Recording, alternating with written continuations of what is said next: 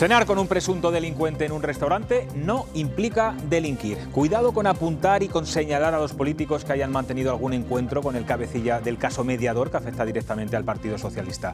No se puede someter a escarnio público a nadie sin pruebas, como se está haciendo. En cualquier caso, habrá que investigar hasta el final y, ante las sospechas, lo mejor siempre es reaccionar rápido y ser transparente. Si no hay nada que ocultar, es mejor dar la cara, y más en política. De lo contrario, el daño puede ser irreparable. Es así de triste. La víctima a veces tiene que demostrar su inocencia. Aquí arranca Cuestión de Prioridades.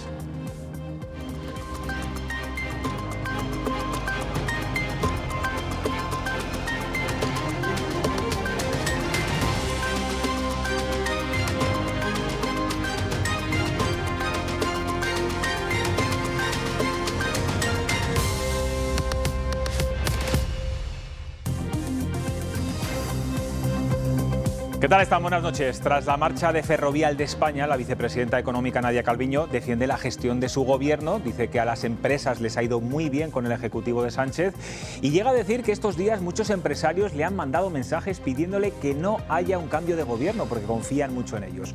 Luego veremos lo que dice de todo esto el presidente de la patronal, que ya saben que denuncia cada vez que puede los ataques continuos a la clase empresarial por parte de algunos ministros, tanto socialistas como de Unidas Podemos, y escucharemos también las palabras que acaba de realizar Pedro Sánchez contra el presidente de Ferrovial. Hoy es un día importante para el avance en derechos. Entra en vigor la ley del aborto, por la que las menores de 16 y 17 años pueden interrumpir su embarazo sin permiso paterno, y también empieza a aplicarse la ley trans, cuya principal novedad es que los jóvenes de 16 años pueden cambiar de sexo sin ningún requisito, salvo ir al registro civil. Otra ley que sigue generando polémica es la ley del solo sí es sí, que ya suma 721 rebajas de pena y 74 excarcelaciones de abusadores sexuales, según ha dado a conocer hoy el Consejo General del Poder Judicial. Pero todo esto ha quedado eclipsado por el caso Mediador. El diputado socialista investigado por esta repugnante trama de corrupción lo ha negado todo ante la juez, y el otro cabecilla, el intermediario, sigue lanzando nombres de diputados socialistas que estuvieron en aquella cena en la que compartieron mesa y mantel políticos y empresarios. El PSOE anuncia querellas a los que injurien a sus diputados, y es que los socialistas están en medio de una crisis política y de imagen que puede tener graves consecuencias electorales. La estrategia política es muy clara. Ru García Ribote, buenas noches. Buenas noches, José Luis. Pues desde el PSOE lo que defienden es que ellos han hecho lo que tenían que hacer y comparan su reacción con la de los populares. Bolaños insiste en que no tienen nada que ocultar, mientras la ministra de Hacienda acusa al PP de tapar los casos de corrupción en sus filas. El Partido Popular, cuando encuentra una manzana podrida en el cesto, la mantiene y convive con total normalidad con la corrupción, quizá porque tengan algo que temer o algo que ocultar. Por eso le pregunto al señor Feijóo, ¿cuándo va a expulsar a las personas de su partido que están manchadas por casos de corrupción? ¿Cuándo? ¿Día y hora? ¿O va a seguir comiendo con ellos? Creo expresamente que hay una maniobra deliberada de intentar darle vuelo a esta situación, justamente para tapar el conocimiento que vamos teniendo tan exhaustivo de lo que ha sido la corrupción utilizando los poderes del Estado del Partido Popular. Pues al Partido Popular esta trama de corrupción dice que no le sorprende nada porque sigue casi el mismo patrón del caso de los ERE en Andalucía.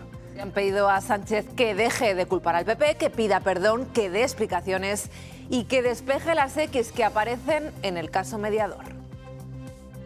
El caso del Tito Berni a nosotros no nos sorprende. En Andalucía se produjo el mayor caso de corrupción de la historia de España, los ERE, y estaba trufado con esto. Es decir, drogas, prostitución, corrupción, festivales, comilonas y socialismo, todo junto. Ayuso, Isabel Díaz Ayuso, cree que el caso Mediador va a entorpecer y va a estropear sobre todo este final de legislatura, y dice que va a ser el hundimiento de Pedro Sánchez. Para la presidenta de la Comunidad de Madrid, el gobierno de Sánchez tiene los días contados. Denuncia Ayuso que el daño es muy grave y que el Ejecutivo ha erosionado las instituciones. Lo ha denominado carcoma institucional. Estamos en manos de un gobierno que está en fase terminal, pero que está causando mucho daño a nuestro país. Por eso creo que las cosas están cambiando, es evidente, y que este gobierno tiene los días contados. Una de las personas más afectadas por todo esto, de las políticas más afectadas, es sin duda la ministra de Sanidad, porque es también la candidata del Partido Socialista a Las Palmas de Gran Canaria. Sí, hoy hemos escuchado a Carolina Darias por primera vez después de que estallara el caso Mediador. Dice estar inmersa e ilusionada con la campaña, pero también ha querido dejar claro su mensaje. Tolerancia cero contra la corrupción, han sido sus palabras. Estamos muy ilusionados con la candidatura, por lo demás, lo que siento es una gran repugnancia. Una gran repugnancia, dice. El PSOE anuncia querellas a todos los que le atribuyan delitos y el que hoy se ha mostrado muy enfadado es Luis Tudanca por la publicación en algunos medios de los nombres de algunos diputados también de Castilla y León.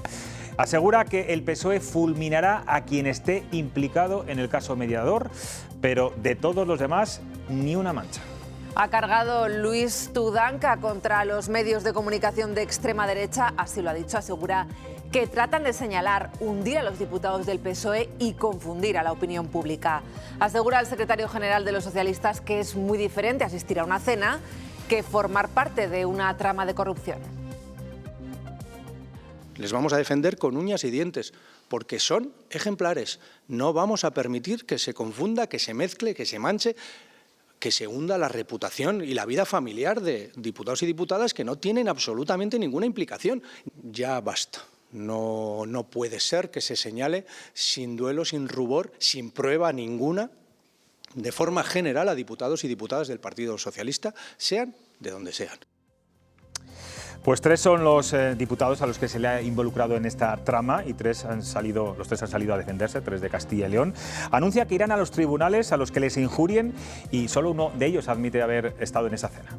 Eso es, son algunos de los diputados que ha señalado directamente el mediador, Antonio Navarro Tacoronte, y que ya han anunciado que acudirán a los tribunales. En Twitter han expresado sus quejas los leoneses Andrea Fernández y Javier Alfonso Cendón. La secretaria de Igualdad Socialista escribía: he recibido tantísimo acoso en redes y fuera de ellas estos 3 años que esto roza en callo. No obstante, emprenderé acciones legales. Parecida es la denuncia de Cendón. A todos aquellos que me están injuriando y calumniando en redes sociales y digitales, solo tengo que decirles una cosa: nos vemos en los tribunales. El PSOE de León también ha enviado un comunicado desmintiendo las acusaciones hacia los diputados socialistas leoneses. Afirman que están respaldados por la dirección del grupo parlamentario y anuncian que se querellarán contra aquellos que calumnian. Y otro diputado socialista señalado es el abulense Manuel Arribas, quien en un comunicado sí que ha reconocido la asistencia a una cena en Madrid en la que se encontraba el ya exdiputado del PSOE conocido como Tito Berni, pero matiza Arribas que dicho encuentro no tuvo ninguna circunstancia especial. Añade que no todo vale en política y que tomará las medidas oportunas. La pregunta que hoy lanzamos en las redes sociales va relacionado con todo esto. ¿Cuáles pueden ser las consecuencias políticas y electorales de esta trama de corrupción? Sí, lo primero que vamos a hacer va a ser esa pregunta que hemos hecho hoy. ¿Cree que el caso Mediador tendrá consecuencias políticas para el PSOE en las elecciones de mayo? Ha estado reñida la cosa, pero al final son más quienes opinan que este escándalo pasará factura a los socialistas de los próximos comicios. Han apostado por el sí el 52% de nuestros seguidores. Pues muchas gracias, Ruth. Venga, me vuelvo a la mesa de tertulia y presento ya directamente a los tertulianos que me acompañan esta noche de jueves. Luis Miguel de Dios, ¿qué tal? Buenas noches. Muy buenas noches. Maite Rodríguez, buenas noches. Guillermo Garavito, ¿todo bien? Muy bien. Luismi, ¿es mejor que los diputados socialistas digan públicamente que asistieron a la cena, como ha reconocido el diputado de Ávila, y así evitar calumnias y bulos? ¿La transparencia es una forma de callar también las sospechas? Sí, yo creo que en este caso, igual que en todos, lo importante es investigación y transparencia. Es decir, si alguien estuvo en una cena, pues bueno, pues habrá que saber si en esa cena hubo algo de todo esto o simplemente pues era una cena de camaradería o de lo que fuera.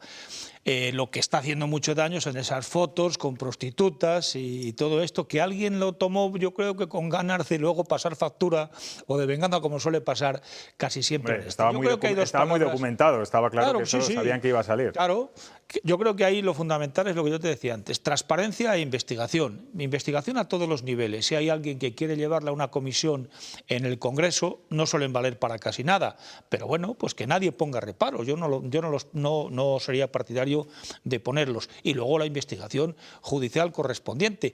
Lo que suele pasar siempre en estos casos es que los que parece que no están afectados enseguida se lanzan la yugular y más en estos tiempos preelectorales. Pero claro, hay una serie de... En fin, el Partido Popular es el que está siendo más duro, incluso más que Vox, en este tema, y tenía que explicar muchas cosas. Estamos ahora sabiendo lo de la Gürtel, lo sabiendo hoy mismo del intercambio de comunicados entre el presidente de la Audiencia Nacional y un señor al que la Fiscalía le pide unos cuantos años, que fue el secretario de Estado de Seguridad. Bueno, pues dar también explicaciones de eso, simplemente. También hubo una comida que se ha sabido ahora de Núñez Feijóo con el presidente del Consell de Ibiza, que está acusado de prevaricación administrativa y otro par de delitos parecidos. Pues también damos explicaciones de eso, y no digamos unos, los del PSOE atacando por ahí, y los del PP pidiendo solo explicaciones de los casos que en teoría afectan al PSOE. Maite, Guillermo, ¿qué creéis que tienen que hacer estos diputados socialistas? Hoy han salido muchos en Twitter a defenderse ante tantas injurias y calumnias, según sus palabras. ¿Hacen bien? ¿Deberían hacerlo todos para que, también dejar de levantar sospechas, ¿no? Porque parece que esa cena famosa, ahí se cometió de todo tipo de delitos, ¿no? Y quizá no fue así, no sabemos. Claro, las fotos lo que demuestran es más diversión chabacana de algunos. A ver, yo creo que lo importante sería la transparencia, y a lo mejor no tanto los diputados como la postura entonces del propio Pachi López en el Congreso. Está tan a la defensiva que parece que se oculta más de lo que hasta el momento está claro. Porque de hecho, bastante mal a los periodistas, cosa que demuestra ese nerviosismo, lo cual no es bueno como estrategia de comunicación. Porque cuando el PP... contestar. Que es lo que pasó ayer con el periodista de ABC, con Mariano Alonso, cuando le dijo: ¿y a ti qué te importa? Es que esas no pueden ser las formas de un portavoz. Esa postura defensiva, porque por ejemplo se habla, es un caso que nos recuerda a los ERE. Bueno, de momento no se sabe ni la cuantía ni las implicaciones. Está habiendo más ruido y más sospechas, porque el error quizás es más que el delito. ¿Por qué han ido a esas cenas? Además es que resultan extraños perfiles. Son diputados muy jóvenes para luego lo chabacano que es las imágenes y lo que se ve que era la trama. Pero sobre todo es que el máximo interesado en decir, hasta el momento hemos detectado que fueron 50.000 euros en pago, que se hicieron tal, ese es el propio PSOE. Porque, por ejemplo, si se habla de licencias, estaría muy localizado en gobiernos regionales y en el gobierno local. Entonces, está habiendo tanto ruido que parece que es un caso con tramas millonarias y no sabemos. Lo que no pueden estar es tan a la defensiva, y es verdad que el aparato mediático del gobierno no puede ponerse tan a la defensiva, porque sí que genera la sensación de que hay mucho más de lo que hasta el momento conocemos. Mientras los partidos políticos estén formados por personas, es muy complicado que consiga erradicarse al 100% la corrupción. Lo importante es la postura que toma un partido cuando se conoce un caso de corrupción en sus filas. En este caso, no estamos hablando solo de las cenas, que eso parece lo de menos, la prostitución, sino también las mordidas, de estas por las que han cesado. Es que realmente el delito es la mordida, no una cena. Y porque es de lo que hasta ahora hay pruebas. Claro. Entonces, está muy bien hablar y teorizar en el aire, pero si lo que hace falta, el periodismo consiste en investigar. Exactamente lo mismo que la justicia después conseguir probarlo. Por esto, yo lo único que diría es que el Partido Socialista ponga todas las facilidades para que se pueda investigar, porque si no, cualquiera diría que solo se ve la corrupción en el ojo ajeno. Aquello que le sentaba tan mal a Pedro Sánchez con Mariano Rajoy en el gobierno, por lo que tumbaron un gobierno con una moción de censura, que era la corrupción, bueno, pues cuando atañe a tus propias filas, abre las puertas de par en par y que sea lo que tenga que ser. Ya está, dejar actuar a la justicia.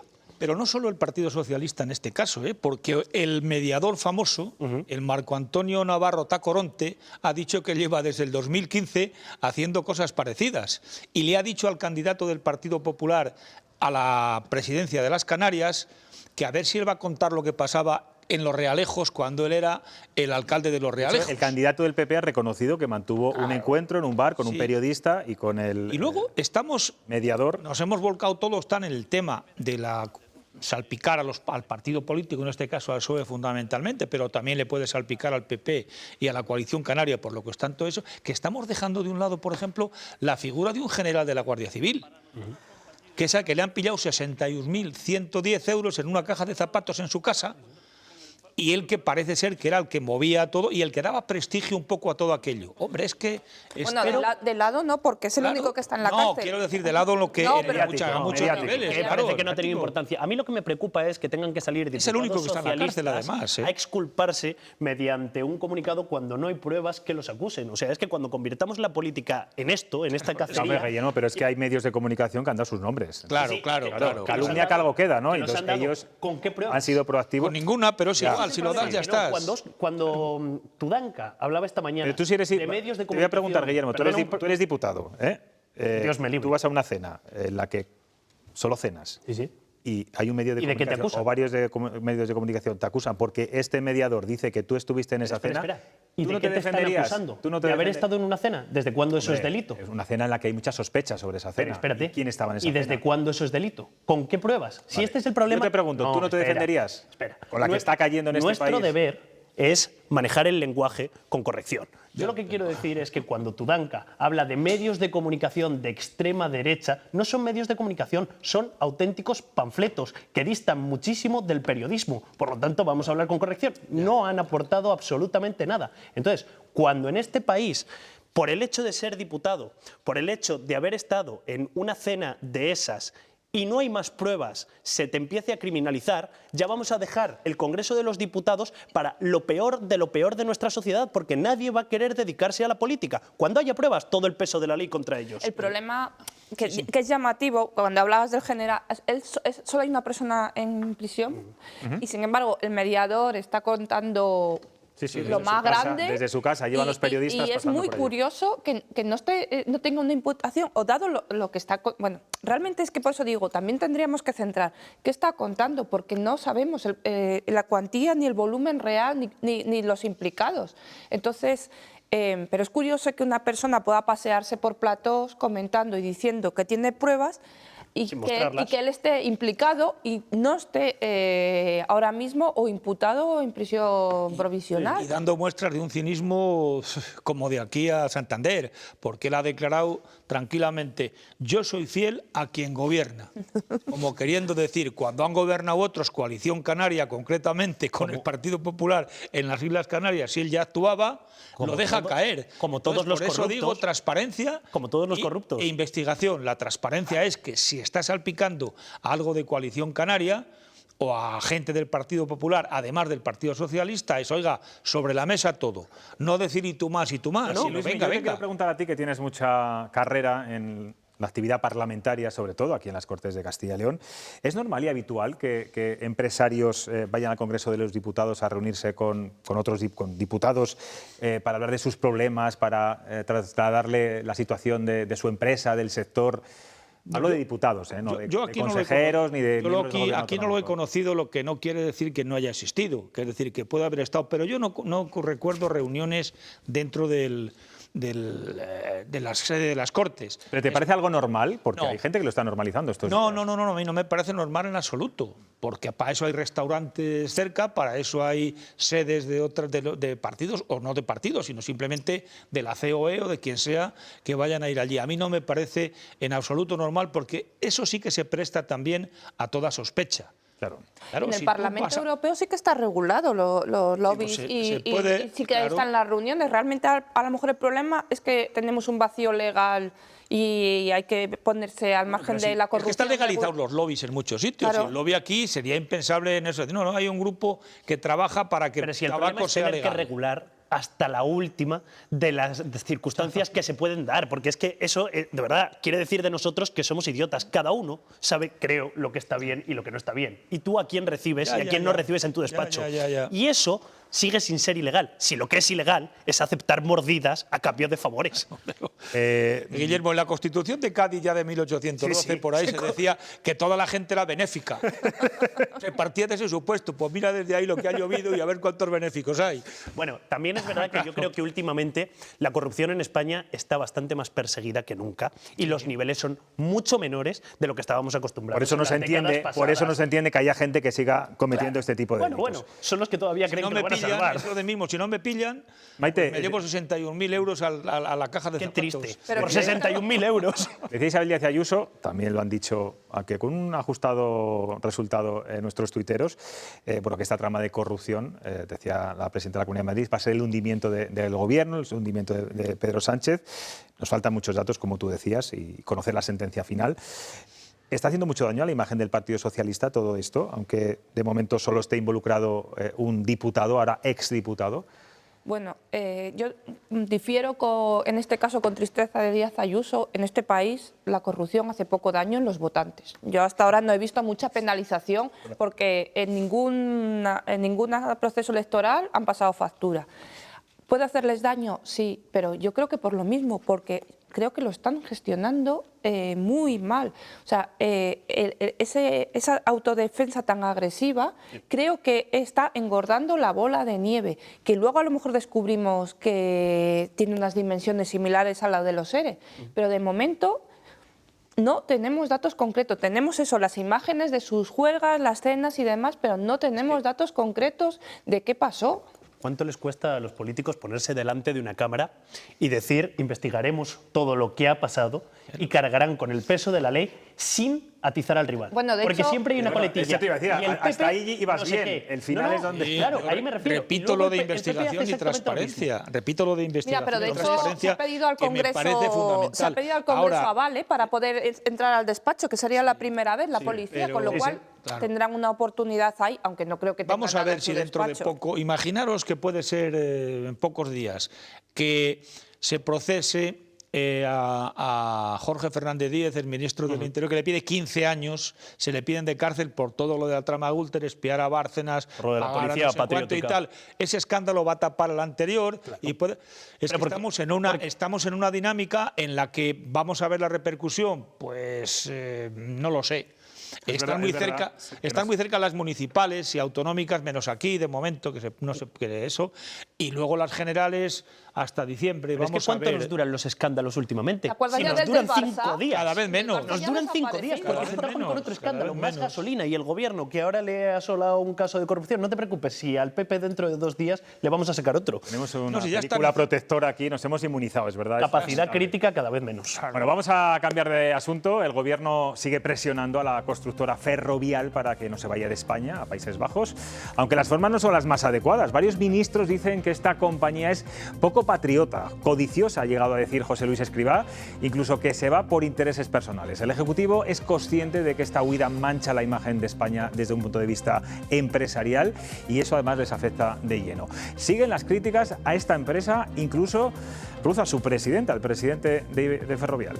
Sí, quien ha cargado contra Rafael del Pino ha sido Pedro Sánchez, el presidente del Gobierno. Advierte que van a estudiar la situación para comprobar si es legal.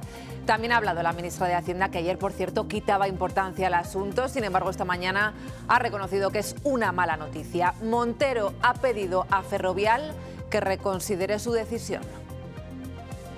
Creo que los empresarios también tienen una enorme responsabilidad social en la sociedad en la que nacen y desarrollan toda su acción.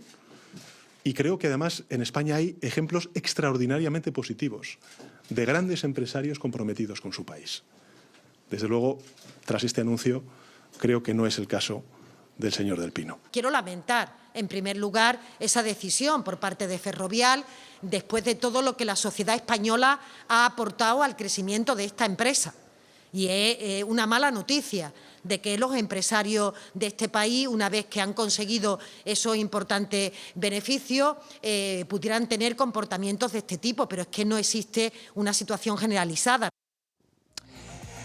Por su parte, el socio de Gobierno, Unidas Podemos, dice que Ferrovial se va a Países Bajos por ser un paraíso fiscal. Así lo ha dicho Ione Belarra, la ministra de Derechos Sociales, ha anunciado que Unidas Podemos va a registrar una iniciativa en el Congreso con el fin de evitar la deslocalización de empresas. Va más allá, quiere que aquellas compañías que hayan recibido ayudas públicas y decidan irse, devuelvan uno a uno los euros aportados por los españoles. Yo creo que no hay nada más antipatriota que aprovecharte de las ayudas públicas que se pagan con los impuestos de todos los ciudadanos y las ciudadanas cuando las cosas te van mal, como es este caso, y cuando te van bien, irte a un paraíso fiscal para no pagar impuestos y no pagar lo que te corresponde. Pues el presidente de la COE recuerda a la señora Belarra que Holanda, Países Bajos, no es un paraíso fiscal, y también insiste en los ataques continuos del gobierno a las empresas y a la clase empresarial. Garamendi ha pedido respeto a la decisión que ha tomado Ferrovial y ha incidido en que la empresa se queda en la Unión Europea. Ha mandado una advertencia al presidente de la COE, dice que se está dando un mensaje equivocado que genera un clima antiempresa. Es que creo que hay que empezar a no demonizar a las empresas españolas, a no demonizar a los empresarios y empresarias de este país, que son los que crean riqueza y que muchas veces también se está últimamente generando una especie de clima antiempresa que yo creo que es auténticamente nefasto para el país, porque si algo es importante también para que este país funcione, es una palabra que se llama confianza. Y la verdad es que yo creo que justamente a la gente que crea esa riqueza en el país, que crea empleo, que paga los impuestos, como últimamente se les está señalando con el dedo, yo creo sinceramente que es un mensaje totalmente erróneo y equivocado. Pues esta mañana el CEO de Ferrovial se ha grabado un vídeo y lo ha lanzado para dar un mensaje de tranquilidad tanto a los políticos, a los sectores económicos y en general a la sociedad española. Esa ha sido la intención, dice que va a mantener el empleo y las inversiones. También ha dejado claro el compromiso fiscal de la empresa. Le escuchamos. Nadie dude de nuestra continuidad en España. El plan es mantener el empleo, la actividad, las inversiones y seguiremos contribuyendo fiscalmente, como siempre hemos hecho. Y desde UGT ven esta salida, este movimiento como pues un movimiento con muchos intereses políticos y también económicos. Son las dos razones que ve Pepe Álvarez, el secretario general de UGT, asegura que no hay inseguridad jurídica en nuestro país y lanza una reflexión a modo de rima. Dice Álvarez que hay que desconfiar de quienes exhiben la bandera y después se salvan la cartera. Hace esto exclusivamente por razones económicas y el momento en el que lo hace también por razones políticas. No nos vamos a engañar. Por razones económicas, ¿por qué? Pues porque creo que no va a acabar en Holanda, creo que va a ir más allá de Holanda en los próximos años. Por razones políticas, ¿por qué? Porque no se puede decir que eso tenga que ver con una situación de inseguridad jurídica en nuestro país, porque no existe inseguridad jurídica primero y en segundo lugar porque hace 10 años que tenían previsto ya la salida, que la han aplazado porque querían ir a Londres y apareció el Brexit. Pues vamos con la que podríamos decir la frase del día. La ha pronunciado Nadia Calviño esta mañana en Onda Cero. Dice que a las empresas le va muy bien con este gobierno, pero además ha desvelado otras cosas. Dice Calviño que ha recibido llamadas de empresarios que están preocupados por si hay cambio de gobierno en nuestro país, que invierten por la confianza en el Ejecutivo de Sánchez. Calviño saca pecho y asegura que la inversión extranjera en España no tiene precedentes. Yo creo que a las empresas les ha ido muy bien con este gobierno y si he tenido algún mensaje esta semana era de preocupación de esperamos que no haya un cambio de gobierno porque realmente estamos invirtiendo en España con una gran confianza en el gobierno español. Eso es lo que me transmiten. ¿Tiene que decir con qué empresarios habla usted? Porque no es lo que nos transmiten. Pues luego se lo comento off the record para no decir nombres aquí. Bueno, no ha querido contestar a la pregunta del periodista. También ha hablado de este traslado de la sede social de Ferrovial a Países Bajos el presidente de la Junta, Alfonso Fernández Mañueco, que es lo que ha dicho. Ha salido en defensa de los empresarios en un momento, dice, en el que el gobierno de España los ataca. Para Mañueco es esencial generar condiciones favorables y contar con una fiscalidad baja. La mejor manera de cuidar, de mimar a las empresas es generar condiciones favorables para las propias empresas. Por ejemplo, la voracidad fiscal me parece que tiene consecuencias graves, como estamos comprobando recientemente. Bueno, pues seguimos en Castilla y León porque hay una polémica que lleva varios días generando mucho enfado entre los enfermos de la ELA en nuestra comunidad. Luz, explícanos el origen y también el desenlace. Bueno, pues nos tenemos que remontar al mes de febrero, exactamente al día 23, cuando en el Twitter de Vox publican este mensaje. La verdad es que no se comprende bien qué es lo que quieren transmitir, pero a primera vista lo que dan a entender es que los enfermos de ELA reciben 3.000 euros al mes en ayudas. Unos días más tarde, los familiares y enfermos reaccionaron y lo hicieron publicando este vídeo que estamos viendo. La mayoría afirman que reciben 38 euros al mes por parte de la Junta. En ningún caso aseguran superan los 50 euros al mes, muy lejos de los 3.000 euros que difundió Vox en su Twitter. Por todo esto, hoy el portavoz de la formación de García Gallardo ha pedido disculpas, aunque no admite que se diga que es un bulo. Pido disculpas si se ha inducido al error. Nada más lejos de nuestra intención. Por ello, pedimos disculpas las veces que haga falta, pero no admitimos que se hable de bulo, de manipulación o de mentira. Nos duele y reiteramos nuestro absoluto respeto y afecto a los enfermos de ELA. Bueno, pues eran las disculpas del portavoz de Vox. Guillermo, ¿qué te ha parecido esta polémica con perdón incluido por parte de Vox de un tema, es verdad que es muy delicado, que afecta a una población que necesita ayuda, como son los enfermos de la ELA? Porque este es el problema de la política ficción. O sea, cuando tú estás dispuesto a decir cualquier cosa, cuando tu gobierno en realidad no lo está haciendo solo por conseguir un titular, tiene estas consecuencias. ¿Y qué daño hace que se te llene hablando la boca de la defensa de la vida cuando ni siquiera eres capaz de defender a los que más lo necesitan, que son estos enfermos, que bastante tienen con su enfermedad como para que encima ningún gobierno les eche un cable y luego tengan el cuajo de decir que reciben ayudas por valor de 3.000 euros cuando ya están diciendo que no las reciben ni por valor de 50. Es de esta gente a la que los que no tienen recursos para pagar una enfermedad tan cara como es esta, los cuidados que requiere esta, a los que debería estar la Administración ayudando y apoyando. Entonces, yo espero que esto no se quede en un perdón por parte del Ejecutivo, sino que de verdad implementen esas ayudas de las que hablaba. Ha dicho Vox que se van a reunir otra vez con ellos, entiendo que van a intentar... Reunirse no, que la saquen adelante. Me imagino. Maite. Mira, antes cuando decías que si la corrupción tenía un coste, la reacción de los enfermos de ELA ha conseguido doblar el brazo. Entonces, quizás tengamos que verlo de otra manera. Quizás la sociedad o los grupos organizados, cuando afecta, tengamos que doblar o tengan que doblar más el brazo cuando los políticos, porque es que es muy común. Ahora, además, con las redes sociales, los partidos en Twitter llegan a decir verdaderas aberraciones y se utiliza muchísimo. Ahora que estamos en campaña, te reúnes con todo tipo de asociaciones, además todos son promesas, pues quizás luego deben recordárselos y tener esta reacción en cadena, porque sí que puedes tener esa capacidad de obligar a la actuación. A ver, tampoco soy muy optimista porque que en la reunión consigan más ayudas, porque quiero decir que están los enfermos de ELA y hay mogollón de gente con dependencia que tiene unas necesidades.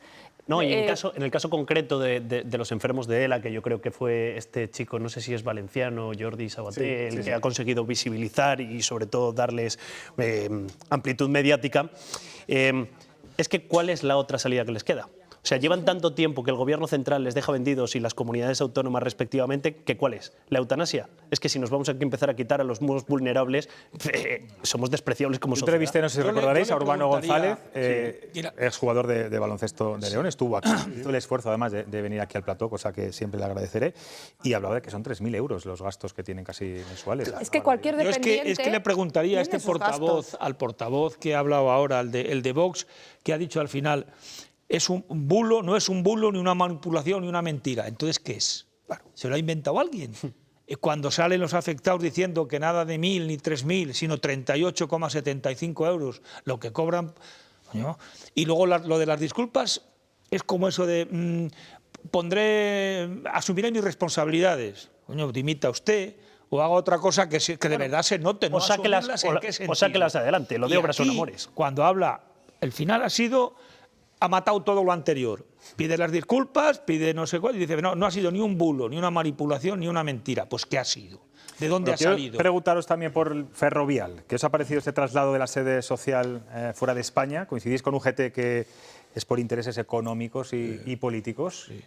Yo me parece una decisión lamentable. Ha faltado el testimonio de Ayuso, porque estos tenían la sede en Madrid y se van. Coño, si todo el mundo viene a Madrid, según Ayuso, por su fiscalidad baja y por no sé cuánto y tal, ¿esto por qué se van? Yo creo que es un tema económico, clarísimamente. Es decir, y a lo mejor no de la empresa, sino del señor Rafael del Pino, que tiene que pagar más o por ahí, y se va tranquilamente, y además tendría que explicarlo bien, decir, oiga, que yo me voy por esto y por ahí. Pero mi pregunta es, ¿qué tiene de criticable la decisión de que una empresa se dedique a mirar sus cuentas y diga, nos sale más barato trasladarnos mientras déjame que tributen en España lo que les corresponde? Yo no había acabado. Esto de lo que te estaba diciendo... Has hecho un punto final ahí. Yo ya me he metido. Sencillamente eso. La empresa puede ir donde quiera, pero que no diga mentiras. Que no diga ¿Qué mentiras han dicho? Pues que era por una cuestión de prestigio y porque iban a cotizar en Estados Unidos. Hay muchas empresas españolas cotizando en Estados Unidos que no se han ido. Cotizarán donde trabajen. Cotizarán donde trabajen. Otra cosa es que decidan llevarse la sede. Si siguen trabajando en España, pagarán impuestos aquí. Lo ha dicho él, que se iban para cotizar en Estados Unidos. Sí, en la bolsa, no en impuestos. Vale. Por y favor. tributarán menos si se lo llevan a Holanda, probablemente. No se sabe. ¿Qué esperamos? No. Yo ¿cómo que espero? Hay muchas más empresas importantes que Ferrovial, ACS, las otras que siguen quedándose aquí. Y Ferrovial lo primero que tenía que hacer era decir, me voy a ir a Holanda porque me da la gana, que está en su derecho. Menos mal. Exactamente, está en su derecho, pero lo primero, los 2 o 3 seres que me ha pagado el gobierno cuando los venían mal dadas, cuesta esto, yo se lo devuelvo a usted. Espera, las ayudas, déjame, coño. Las ayudas que he recibido, etcétera, etcétera, etcétera. Eso sin contar otra cosa. Ferrovial tiene el capital que tiene porque ha estado operando en España y sacando mucho dinero en España. Por tanto, me parece no solo lamentable, sino me parece una traición a esta tierra. A esta tierra, no a Castilla y León, a España. También es verdad, Luis, entiendo que sí, es verdad que ha operado, con las administraciones públicas ha trabajado mucho. Hombre, era porque era la mejor oferta, que se presentarían otros, no se lo darían a dedo, espero que no. Bueno, o no. Bueno, pues a lo mejor el error ahí es de la administración, no es de Ferrovial. ¿Y los ERE? Que ha sacado mucho dinero de los ERE, ¿qué pasa? ¿Tú crees que tendría que devolver todas las ayudas públicas y todo lo...? Sí, si se quiere marchar y en esas condiciones que están diciendo, sí. Por un mínimo de patriotismo, de respeto a los ciudadanos y de respeto al país. Y el trabajo que ha estado manteniendo de los empleados durante tantos años. Que dice Ferrovial que va a seguir manteniendo. Ahora, entonces, con carácter retroactivo, ¿hasta cuándo tienen que devolver las ayudas, Luismi? Pues todas las que han recibido desde hace, por ejemplo, 10 años para acá. Porque se sí. puede. A ver, si el problema de estas circunstancias, porque le han pagado para que esté aquí. Bueno, mi pregunta es, ¿ahora me dejas hablar a mí? Sí. Gracias. No, pero hombre, de nada, pero no te he interrumpido. Venga, hago yo el moderador, le toca a Guillermo Garavito, que es que soy el moderador. Podemos poner un pulsador, si no. No, estoy... No, yo lo que no sé es de qué nos asombramos cuando llevamos una temporada donde hay varios ministros en este gobierno que criminalizan públicamente... Mentira. Eso es mentira y te interrumpo. Mentira. Así de fácil. ¿Y no lo han hecho con Juan Roig y con Mercadona poniéndoles en el centro de la diana, diciendo, Luismi, por favor. Centro de Diana. ¿Cómo? Los pone más Garamendi cuando cobra 400.000. No lo han hecho con Amancio Ortega, que es imagen de España, diciendo que era vergonzoso. Y luego ha salido otra gente porque lo estaba aprovechando para no tributar. Y luego ha traído otra gente como Nadia Calviño defendiendo. Luismi, vamos a escuchar a Guillermo. No, pero creo que todos tenemos muy claro en esta mesa, cuando Ione Belarra, Irene Montero han señalado a 2 de los empresarios más visibles en España, que probablemente más Ignacio marcas... Iberdrola, se te olvida Ignacio Galán, entre otras cosas, pero señalando a Amancio Ortega, a Juan Roig, diciendo que era criminal lo que estaban haciendo con el precio de los alimentos en los supermercados. Si eso no es estigmatizar a los empresarios españoles, porque es que ahora, por lo visto, la riqueza la genera el Estado, no los empresarios. No, pero los empresarios cuando andan mal le piden ayuda. Los más liberales, los que más dinero le piden al Estado. Claro. Quiero que hable también Maite. De todas maneras, Guillermo, hay otra cosa. Sí, algún ministro, alguno. Pero ¿cuántos han salido a defenderlos? Es decir, tú solo dices, se han metido con Amancio Ortega, tal. ¿Y cuántos ministros, entre ellas la primera, la que más manda en la economía, que es Nadia Calviño, ha salido en defensa de los empresarios? Entonces lo que habrá que decir es que unos dicen unas cosas y hay otros ministros que están defendiéndolos. Bien, pues que dejen que Ferrovial haga lo que quieran, que no pongan... No, si dejado está, si se va. Porque no somos una república bananera, menos mal. Coño, pero menos mal que por lo menos las empresas escuchar a Maite. Quiero escuchar a Estamos Maite. en Europa. Maite, las palabras de Pedro Sánchez, poniendo el dedo en la llaga y acusando directamente al señor Del Pino como que no era un buen empresario, como ejemplos que ponía que hay en este país. A ver, obviamente no es una buena noticia para España que se vaya una empresa, también una empresa española, va a decir, el capital social ya o el accionariado de Ferrovial ya no es español.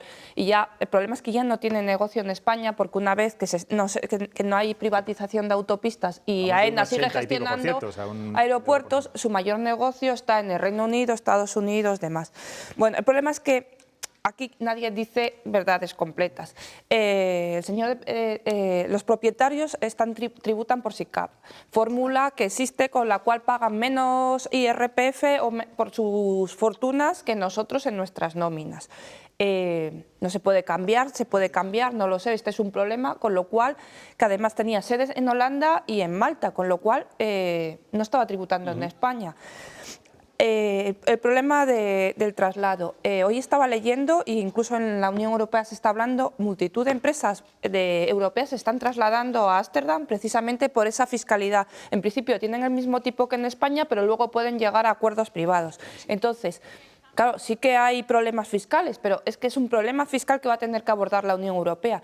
Pero cuando aquí en España lo hacemos entre comunidades autónomas, a cada presidente de gobierno autonómico le parece bien, con lo cual... Una gran damnificada Castilla y León, o sea, en ese sentido. vamos reproduciendo... Pero contéstame a las palabras de Pedro Sánchez, señalando directamente el nombre No tienes razón, presidente. porque ya te digo, estaba diciendo, no estaba tributando aquí. Entonces, quizás es lo mismo que antes. Si siguen tributando aquí por sus beneficios, es más una cuestión de imagen. También te digo, las críticas de los ministros de Podemos no creo que afecten a ningún empresario, porque quiero decir que creo que por aquí les entran y les salen. Que no...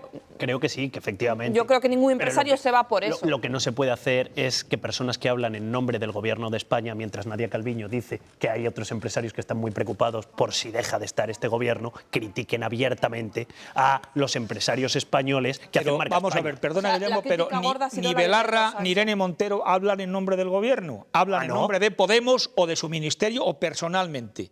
No hablan en nombre del Gobierno, no son las portavoces del Gobierno. Entonces, ellas hablan porque como ministros, igual, hombre, es como si decimos aquí que el que hablaba de Vox habla en nombre de la Junta. Pues no. No, entre otras cosas porque no tiene cargo en la Junta, Luismi. Entre otras cosas porque no tiene cargo en la Junta. Pues el vicepresidente, mejor me lo pones. ¿Y no habla en nombre del Gobierno el vicepresidente? No.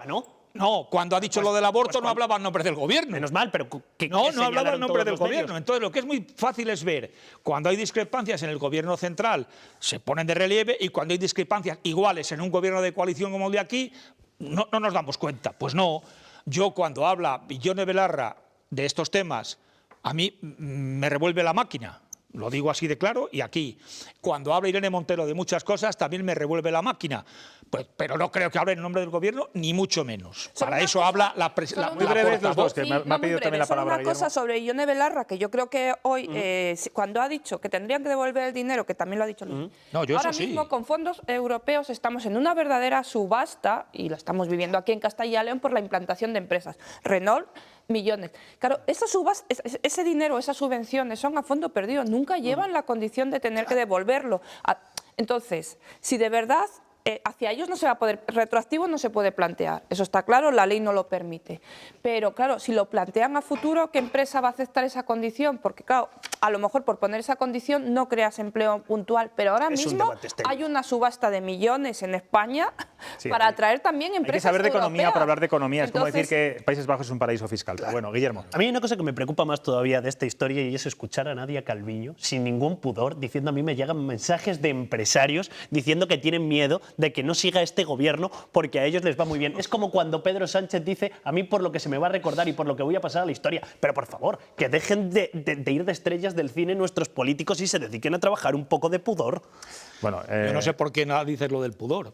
Ella puede decir lo que quiera como vicepresidenta. Hombre, yo te haría una pregunta en relación con lo que estábamos hablando de esto también. ¿A ti qué te parecería, como ya hay libertad de empresa, que mañana la Renault se fuera de Valladolid? Me parecería que si se lo permiten sus accionistas, no podemos hacer otra cosa. Pero pues ahí concluimos que nos tenemos que ir a publicidad. Claro, podremos pedir que no se vaya. Seguís hablando, Guillermo, seguís hablando en publicidad. Nos vamos a publicidad, volvemos enseguida. Vamos a entrevistar al artista Luis Moro Merino, que acaba de recibir el Premio de las Artes de Castilla y León. Enseguida volvemos. Ay, qué difícil.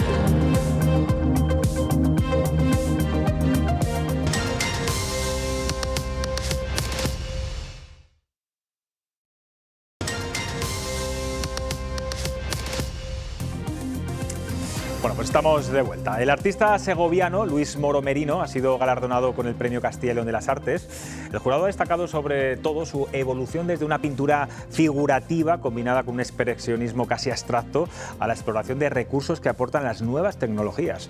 Merino vive a caballo entre México, Estados Unidos y Segovia. Se crió en el lugar más emblemático de la ciudad, en la Plaza del Acueducto, y ahí expone en estos momentos parte de su obra tanto en la Fábrica de Cristales de la Granja como en el Museo Esteban Vicente de la capital.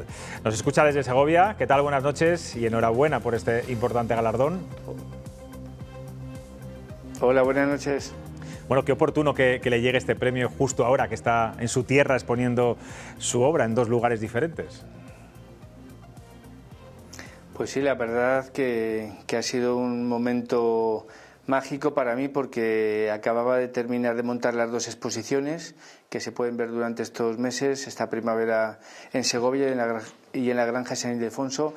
Y bueno, justo después de montar y de la Feria de Arco, que estuvimos también con una galería de Riaza, con Ediciones Fontanar, pues en ese momento llegó la noticia y bueno, pues ha sido un no parar de emociones, de llamadas y bueno, pues bastante expectación, ¿no? Ha creado este premio. Estamos viendo imágenes ahora de ese jurado cuando se reunió hace unas semanas para concederle este premio. Usted se fue a México porque varios museos de allí se interesaron por su obra multidisciplinar. ¿Artistas como ustedes pueden tender puentes entre la cultura española y la mexicana? Yo no sé si es uno de sus objetivos. Efectivamente, es uno de los objetivos que me planteo no solo entre México y España, sino entre el arte, la poesía, la biología y las nuevas tecnologías, efectivamente. México, desde un punto de vista cultural, es verdad que es un lugar que sirve de enlace para Norteamérica, Sudamérica. Su capital está muy viva en este sentido, con muchas ferias internacionales. También ha estado usted viviendo en Roma, exponiendo allí. ¿Tenemos mucho que aprender de la gestión cultural de estos países? ¿O todo lo contrario, España es un ejemplo?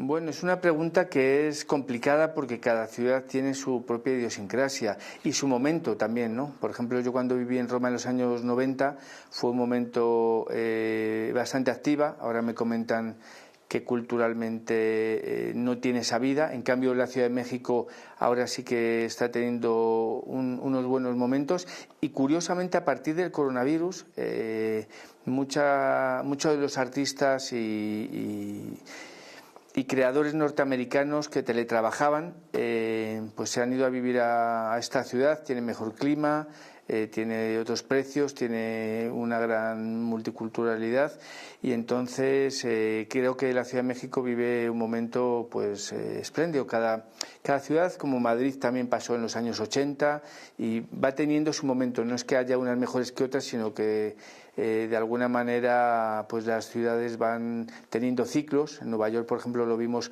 antes de las Torres Gemelas, que era la capital mundial del arte, y después de las Torres Gemelas pues como que también hubo un movimiento hacia diferentes ciudades y hubo otro momento para Berlín. Creo que todo se va moviendo y hay que estar atento y ver en qué sitio pues uno está más a gusto y tiene más diálogo con la ciudad.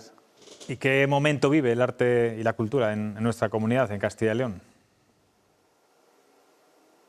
Pues yo estoy apenas que aterrizado, con lo cual he estado muy ocupado en el estudio, trabajando primero en la exposición en el Museo Nacional del Vidrio de la Real Fábrica de Cristales y ahora para el Esteban Vicente.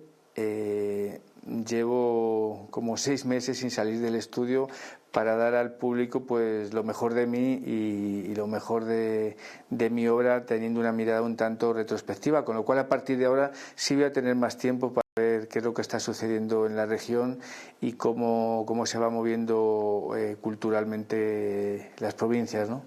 Señor Moro, ¿es visible en sus obras las raíces segovianas, las raíces castellano y leonesas? Yo creo que sí. Yo creo que mi obra parte de un estudio de la naturaleza y de unos sentimientos hacia la tierra, con lo cual todo mi mundo animal y toda esa mirada hacia mi entorno tiene mucho que ver con nuestra tierra. De hecho, a mi padre le gustaba ir a pescar y yo desde pequeño pues estaba dibujando en el río Eresma, en los valles de Segovia. Segovia es una ciudad que aparte también ha tenido siempre una beca de pintura de paisaje, que venían pintores de diferentes partes de España. Entonces, de alguna manera mi obra se empapó de todas estas sensaciones y en concreto me fui derivando hacia los micromundos y hacia las formas de vida que pasaban desapercibidas en el paisaje, que yo quería darles una importancia especial y hacer los protagonismos de mi obra, ¿no? Como son los micromundos, los insectos, todos los polinizadores, pero en realidad siempre me interesó todo el mundo animal que me circundaba y todos los ecosistemas en torno, ¿no? Imagino que conoce todo el elenco de premios que le han precedido. Se lo voy a recordar a los telespectadores, algunos de ellos, artistas de la talla de Díaz Caneja, Baltasar Lobo, Bela Zanetti, Cristóbal Hafter, Amancio Prada, Esteban Vicente, donde tiene parte de su obra expuesta en estos momentos. Será abrumador para usted, ¿no?, compartir cartel también con esta gente tan importante.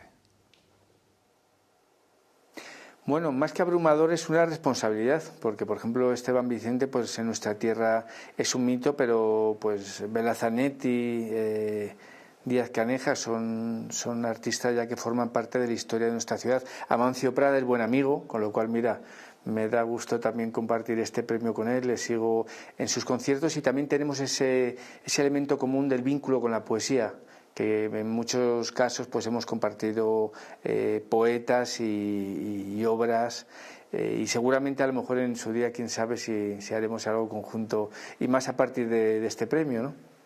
Para los profanos en este tipo de arte, cuéntenos esa mezcla artística entre pintura abstracta y nuevas tecnologías, que me parece muy interesante y bueno, yo creo que también ha sido clave para el jurado a la hora de seleccionarle para el premio.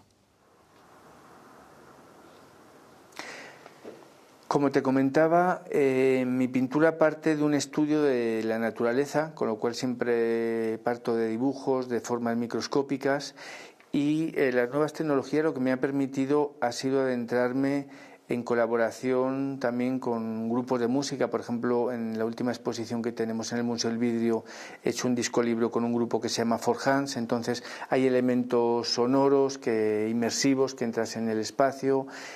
Colaboro también con una empresa segoviana, Sertia, que a la vez hemos hecho vínculos con México, Art 3D, y de alguna manera creo que es interesante el poder ampliar nuestro espectro y tocar diferentes palillos y también conectar con nuevas generaciones que la verdad que están todo el día con el teléfono móvil, el smartphone, que a través de una aplicación que hemos realizado con realidad aumentada, pues las obras también cobran vida, le puedes introducir música, poemas, historias. Creo que el elemento didáctico también es interesante y sobre todo cuando te mueves en otros países y hay obras en dos idiomas y bueno, siempre he sido muy curioso con los nuevos materiales, técnicas y estilos, ¿no? Entonces por eso es una mezcla de modalidades. Habla mucho usted de la naturaleza. En su obra también quiere hacer reflexionar al visitante sobre la salvación de las especies, los ecosistemas y el papel sobre todo que tiene el humano en este rescate. ¿Deberían los artistas involucrarse más por los problemas sociales y medioambientales? Bueno, son decisiones propias, no sé si solo los artistas, pero sí, en concreto, por ejemplo, también los medios de comunicación, porque sí que es cierto que hay mucha televisión de entretenimiento, cosa que está bien, pero la televisión sirve también para educar a las nuevas generaciones, para darnos contenidos, y es cierto que hay programas muy interesantes de naturaleza, pero hay situaciones, por ejemplo, la situación que están viviendo nuestros mares, los ecosistemas, que está habiendo muchas especies en vías de extinción en todos los ámbitos del planeta, en los diferentes ecosistemas, y creo que sí que de alguna manera el acercarnos y sensibilizar nos va a ayudar a cuidar el entorno donde vivimos, que al fin y al cabo pues es nuestra casa. Bueno, usted siempre ha estado muy apegado a Segovia, nunca ha olvidado su tierra, lo está demostrando. ¿Cómo fue aquello de hacer un corazón en el acueducto de Segovia con 3.500 mujeres en el Día de la Madre? Hemos estado viendo antes unas imágenes espectaculares. Sí. Ahí estamos viendo.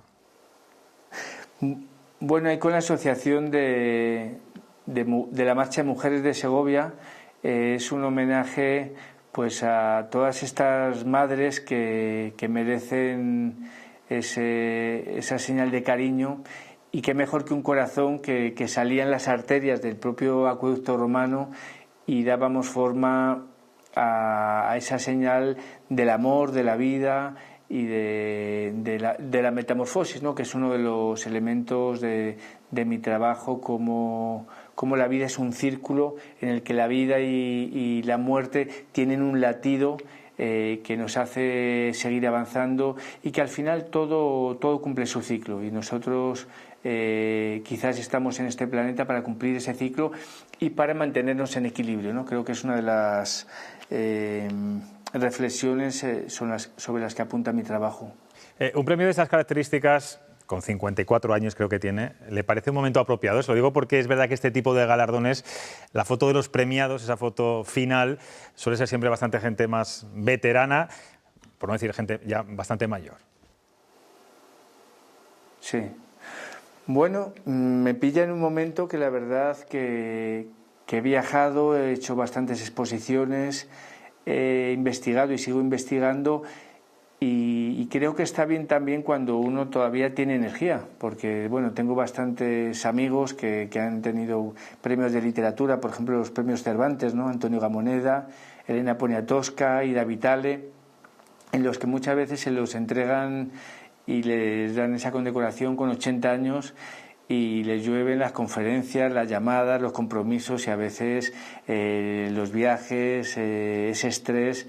Yo muchas veces pienso, digo, estaría mejor que se lo hubieran dado 20 o 30 años antes, cuando tienen primero esa energía, esa necesidad y esa ilusión, ¿no? Entonces, el premio en este momento pues me llega en un momento de ilusión, de cierre de un ciclo y de comienzo de otro, con lo cual siempre eso es interesante y da ánimos. Lo comparto plenamente con usted, que a veces hay que premiar a gente más joven. Es verdad que los premios Castilla y León, bueno, suele ser en el sentido, llegan a veces demasiado tarde, ¿no? Tengo aquí a tres tertulianos, a tres periodistas que también, Luis, le van a hacer alguna pregunta. Guillermo Garavito.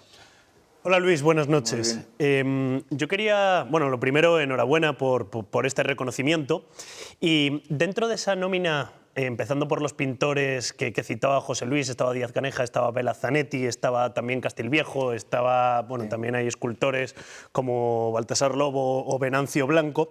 ¿Es usted el relevo artístico de Castilla y León, de esta nómina de artistas, según lo confirma este premio?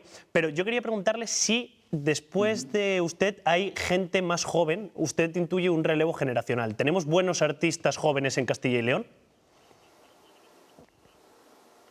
Yo creo que sí. Yo creo que Castilla y León siempre ha sido una tierra de grandes creadores, y muchas veces hemos tenido que salir fuera de nuestra región para poder crecer. De hecho, por ejemplo, ahora hemos estado en la Feria de Arco, y curiosamente la única galería de Castilla y León con la que presentaba obra era Fontanar Ediciones de Riaza, y en la Feria de Madrid estábamos con Rodrigo Juarranz de Aranda de Duero.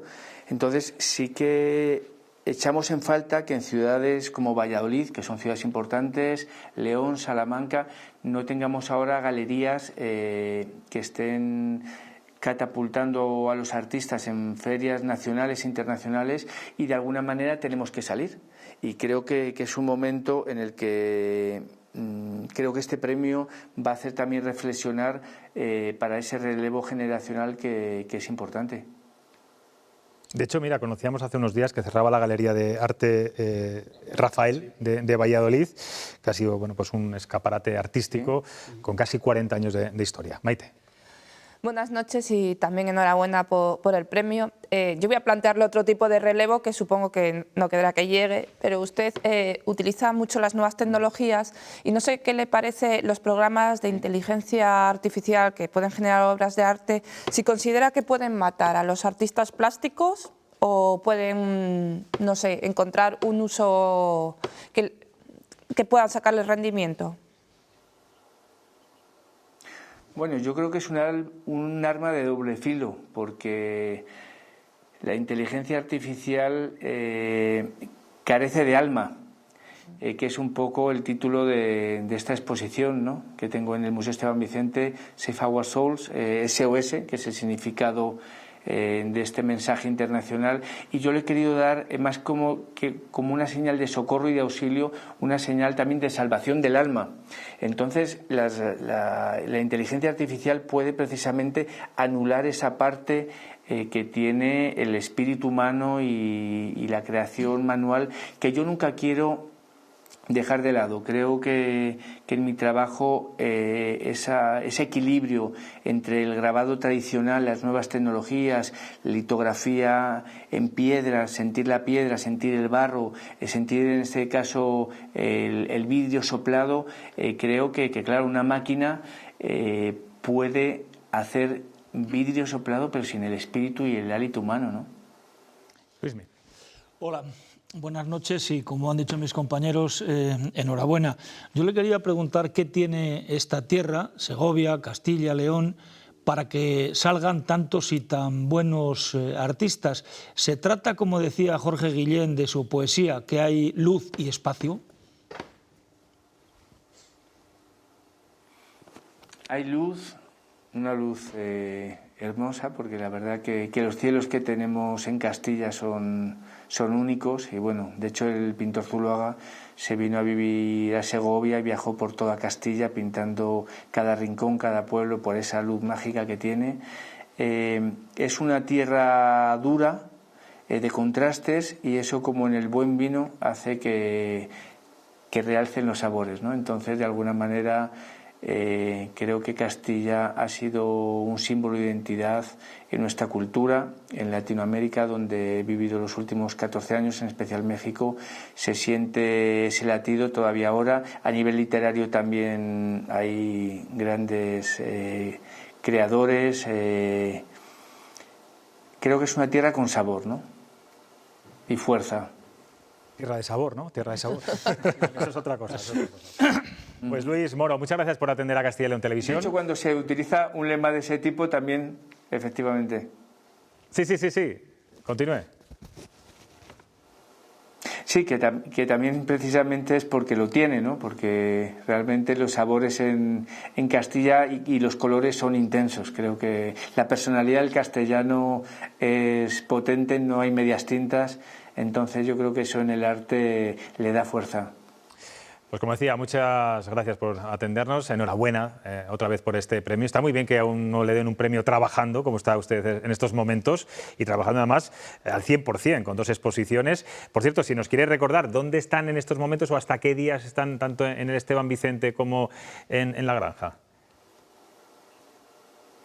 Pues en La Granja tenemos la suerte que se ha ampliado las fechas, porque debería acabar estos días, y lo del premio también, el premio y el público que sigue acudiendo, han ampliado hasta el 28 de abril, no, hasta el 30 de abril, y la exposición del Museo Esteban Vicente en Segovia va a estar hasta el día 28 de mayo. O sea, ambas van a estar abril y mayo. En La Granja San Ildefonso, el Museo del Vidrio, y en el Museo Esteban Vicente de Segovia.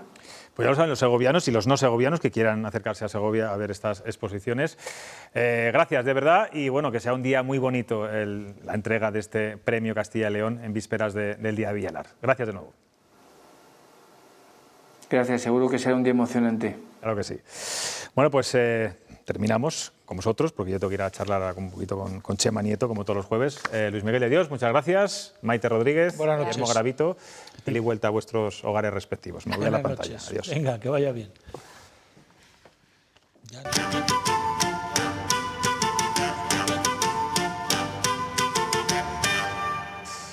Buenas noches, Chema. ¿Qué noticias te han parecido más curiosas e interesantes esta semana? Te iba a decir que lo mismo que la semana pasada, porque seguimos hablando de monumentos funerarios de la Guerra Civil.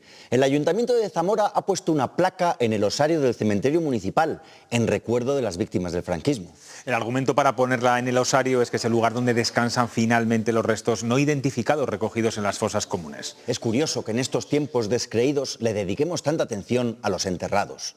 Pero bajo tierra no solo hay muertos, y la prueba la tenemos en Fuentes de Oñoro, donde la Guardia Civil ha desenterrado un prostíbulo subterráneo. Liberando además a 9 mujeres sudamericanas víctimas de la trata. Al burdel se accedía por un corredor de 60 metros de largo. Esperemos que le caiga una buena condena al responsable de este espanto. Y salimos del subsuelo, pero no de condena por violencias machistas. Se ha hablado mucho estos días del juzgado de Soria, que ha condenado a 3 años de alejamiento a un marido que abofeteó a su esposa en público, lo que quedó grabado en una transmisión de internet. Lo llamativo es que la víctima no tenía intención de denunciar. Pero la ley actúa en estos casos sin necesidad de denuncia de la víctima. La mujer abofeteada clama: ¿quién es un juez para obligar a separarse a mi familia? Y dice que ama a su marido y que le esperará a los 3 años. Hay parejas muy raras, Chema, pero la ley es la ley y el maltrato no se puede tolerar. Tienes toda la razón, pero a mí no me cabe duda de que esa pareja ahora se verá a escondidas, que no hay amores más anhelados que los amores prohibidos. Pero que no vuelvan las bofetadas, Chema. Los que siguen a bofetadas, aunque sin orden de alejamiento, son nuestros políticos, pero esta semana hemos tenido ocasión de recordar con nostalgia épocas más sosegadas, y es que ha hablado en público Juan Vicente Herrera Campo. El expresidente de la Junta participó en un seminario sobre monarquía parlamentaria en Burgos y reivindicó su idea del autonomismo útil frente a los identitarismos. Frente a los identitarismos nacionalistas y el revisionismo populista. Según Herrera, el Estado autonómico ha sido muy eficaz para desarrollar nuestro estado del bienestar. Estado autonómico que ahora algunos quieren enterrar. Como el prostíbulo de Fuentes de Oñoro, por cierto, que de la afición de algunos políticos a frecuentar prostíbulos también se habla mucho estos días, con el mediador Tacoronte y el Tito Berni. Pero eso es en Madrid, Chema, no es aquí. ¿Qué cosas pasan en Madrid, José Luis? Aquí estamos todo el día pendientes de los huesos y en Madrid están pendientes de la carne. Es cuestión de prioridades, amigo. Bueno, Chema, dibújate algo para la semana que viene, que hablas más que dibujas. A ustedes les espero el lunes, como siempre, ya saben, a las 9:25 de la noche. Disfruten de estos días. Adiós.